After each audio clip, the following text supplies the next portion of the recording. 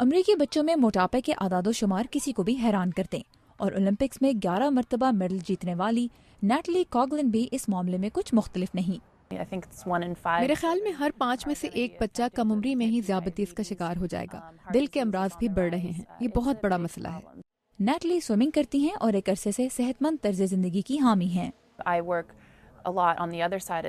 میں بچوں کو صحت مند خوراک کے بارے میں بتانے پر بہت کام کر رہی ہوں، اور صرف یہی کافی نہیں، آپ کو ایکٹیو بھی ہونا چاہیے۔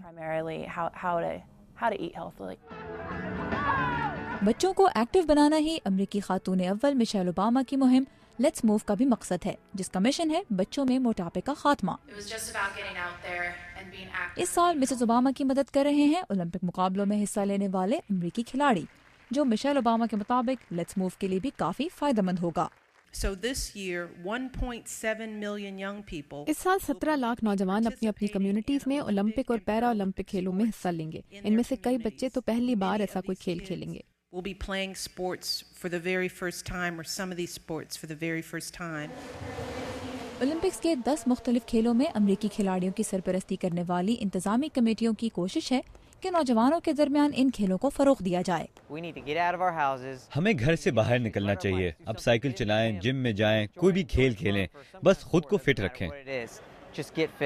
جاناتhan ہارٹن نے 2008 کے اولمپک مقابلوں میں جمناسٹک میں چاندی کا تمغہ جیتا تھا۔ وہ کہتے ہیں کہ اگر وہ اس مرتبہ اولمپکس میں کامیاب نہ ہوئے تب بھی انہیں لیٹس موو کا حصہ بننے کی بہت خوشی ہوگی۔ مجھے امید ہے کہ کوئی تو مجھے دیکھے گا، کوئی بچہ یا کوئی بڑا، اور سوچے گا کہ جمناسٹکس تو بہت اچھا کھیل ہے، مجھے بھی اس جیسا کوئی کھیل سیکھنا چاہیے۔ لندن میں ہونے والے اولمپک مقابلوں میں مشیل اوباما امریکی ایتھلیٹس کے وفد کی قیادت کریں گی اور لیٹس موو کے بارے میں مزید آگہی بھی پھیلائیں گی۔ اس سال اولمپک مقابلے 27 جولائی سے 12 اگست تک ہوں گے۔